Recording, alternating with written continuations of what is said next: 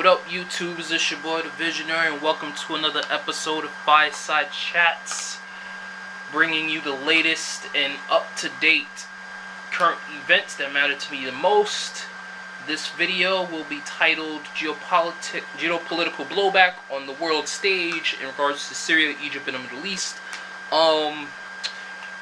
Literally recently, like probably a day or two ago, as I'm looking at news articles, there seems to be this very dangerous blowback on the world stage, as nations embroiled in conflicts or civil wars or whatever have been pushing back against Western involvement and more or less Western imperialism in their nation's affairs, and they're, getting very vocal about shit.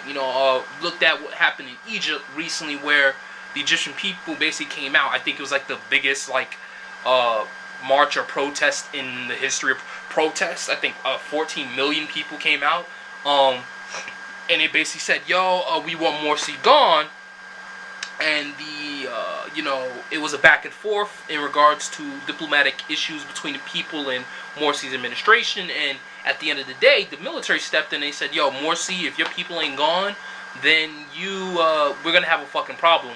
So at the end of the day, Morsi kind of stepped down, and a lot of his people that he appointed as part of his administration are either under house arrest or they got arrested and put in jail, stuff like that. Shit is pretty sick. That's a victory for the common man, because as we all know, Morsi was put into power by the United States. He's basically a puppet, on top of the fact that he's a member of the Muslim Brotherhood. If that means anything to anyone, Muslim Brotherhood to me is just another phantom boogeyman slash Islamic face to Western imperialism. That's just me, that's just my opinion. So yeah, they got him kicked out, and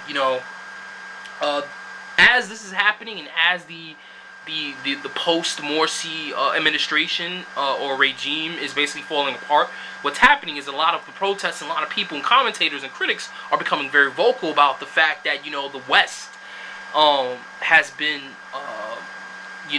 forcing their rule and their agenda and their ambitions on all the other nations of the world, specifically in the Middle East, and they're tired of it. And they're telling people, we want you to stay out of our fucking affairs. Stop, disposing the leaders that we picked. Leave us the fuck alone.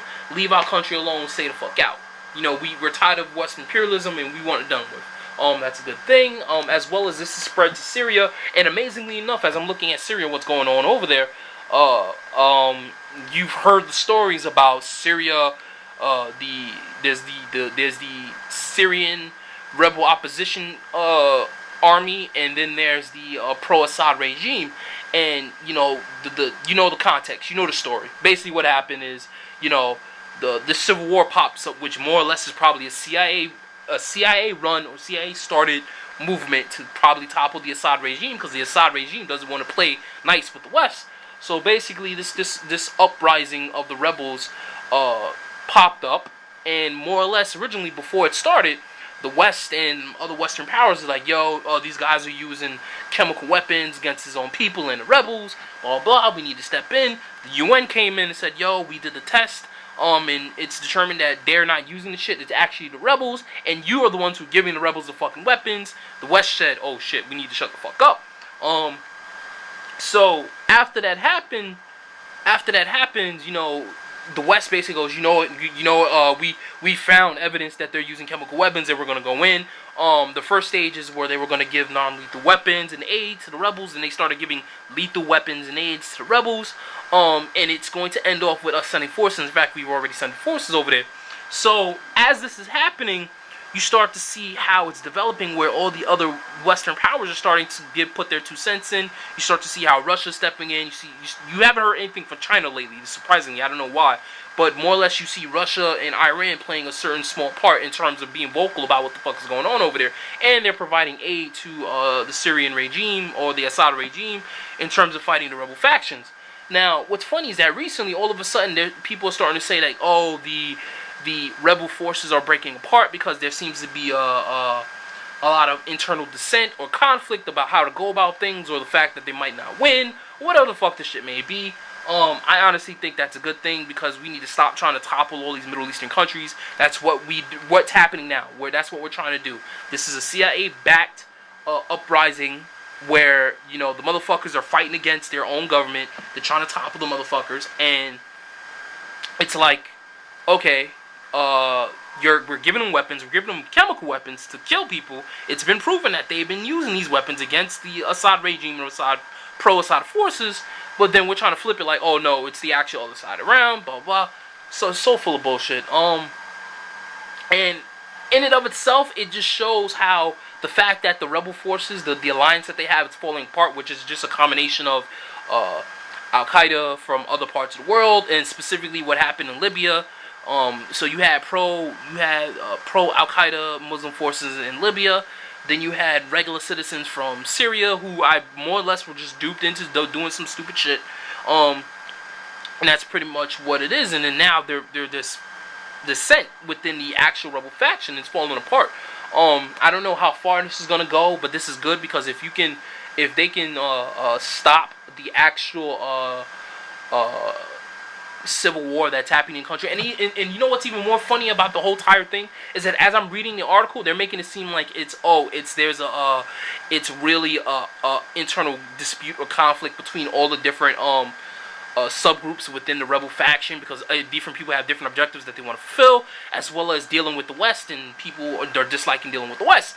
And I'm getting from other sources, particularly Webster Tarpley and other people, where these are people who know geopolitics, and they're saying, yo, what's really going on is that the Syrian rebel forces are really death squads. They're going around killing people, and more or less they're fighting the Assad regime.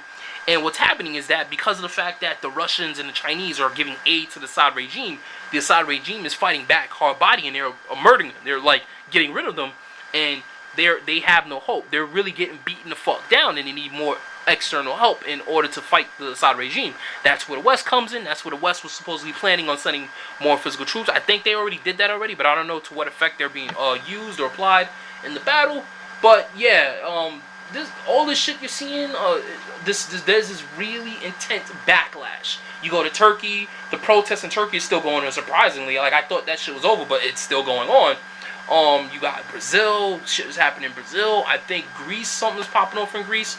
Shit is popping off all over the place, and a lot of these places have to deal with U.S. intervention in their country's affairs, and their people are just fighting back. And I think it's just one step in the right direction, but I think the people in the United States need to get motivated, and more importantly, mobilized to actually do what's necessary to get these motherfuckers out of office. Because I think, honestly, if we deal with the members of government, and specifically them, as well as heads of corporation and governments in the private sector, if we can get rid of those motherfuckers, then shit can get on the right path. We need to take a page from these motherfuckers' book and start doing real intense shit over here.